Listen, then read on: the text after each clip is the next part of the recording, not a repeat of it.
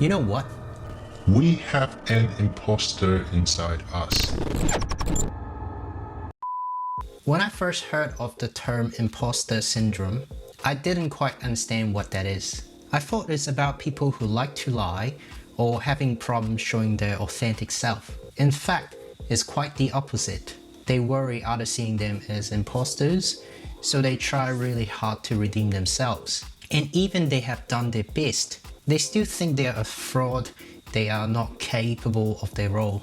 You see, I've started my YouTube channel for almost a year now. Throughout my journey, there are so many times that I want to give up because I didn't have faith in myself. I thought I wasn't good enough and my content was worthless compared to other bigger channels. It's rough, but thankfully my mind game is a lot stronger now and I'm not going to let it bother me anymore. To sum it up in one sentence, it happens when we let our self-doubt getting the best of us, especially when we try something new or take on some new responsibility, aka stepping out of the comfort zone. When you are dealing with something that you aren't familiar with, imposter syndrome may kick in. Even if you don't care much about personal development, sometimes things just happen to you and you are forced to change. Your boss may assign you some new responsibility, or maybe the host asks you to do an impromptu speech out of the blue. So you must be prepared to deal with the imposter syndromes when it arises. Now I'm going to share the few approaches that work really well for me so that you can throw that imposter to outer space.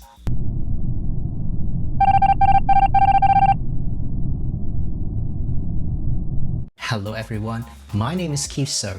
If this is the first time you come across to my channel, I create content for the young working professionals to help them level up in their life and career. If you find my content helpful, be sure to like and subscribe and click the notification bell as well so that you don't miss out, and I appreciate it a lot too. Now, if I can only give one tip for this topic, it would have to be stop thinking like an imposter. It might sound too stupidly obvious to you, but this is the most straightforward way to deal with the imposter syndrome. There are some signs to it. The most common ones are you believe your success are due to luck, or you don't deserve the praise for the outcome. And as you can see, these are the typical mindset for people who has really low self-esteem. It's a trait that we want to get rid of, and the key is awareness. Whenever you have those negative inner talk, acknowledge it first. There is no proof that you are not good enough. Maybe other people think of you highly and you are not aware of it. Another thing is you didn't perform well for one occasion, but does that make you a fraud? The answer is definitely a no. You have to remember that everybody makes mistakes. Even the best sport players can stuff up in the game. It's pretty common. Beating yourself up just because of that is never a wise decision. Or maybe you take on something that's above your ability. You don't know how it's going to work and you're struggling hard, but that doesn't make you an imposter. You shouldn't be ashamed of it as long as you are open-minded and willing to grow. Just think about it.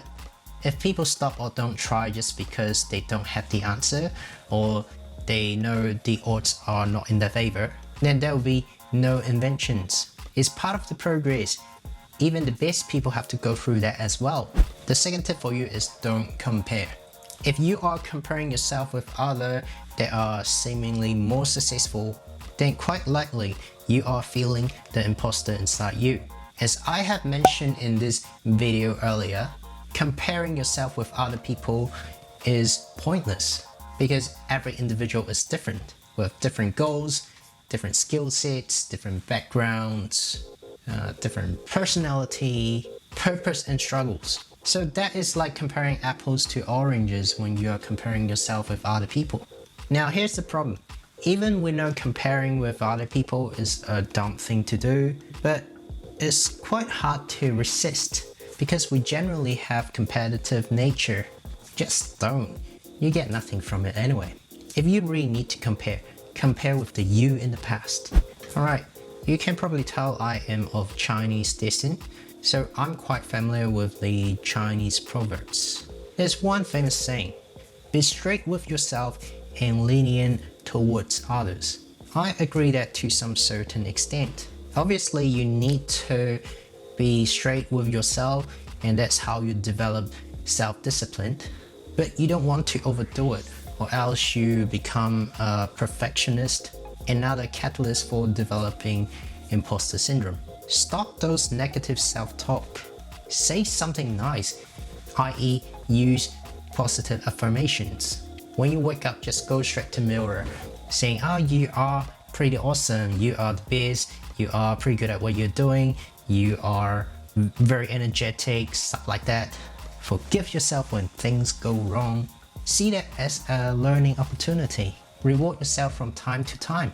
Book a massage session or have a really nice dinner tonight. These habits will make you happier and you have a better chance to stand against the imposter syndrome. Well, imposter syndrome can make you feel useless.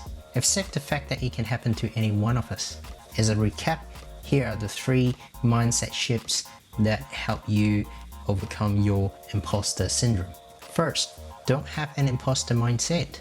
You may be thinking lowly of yourself, and even if you are not up to par, there's nothing to be ashamed of. Second, don't compare. Focus on your game instead, and be happy that you are improving.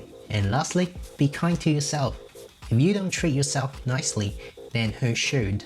That is pretty much it. Always remember that you are unique. There has to be something that only you can offer. Have more faith in yourself. And again, I am a career empowerment coach. If you are feeling a bit unmotivated or struggling at work, feel free to book a 30 minutes clarity call session with me for free. Details at the description. I'll see you in the next video. Signing off.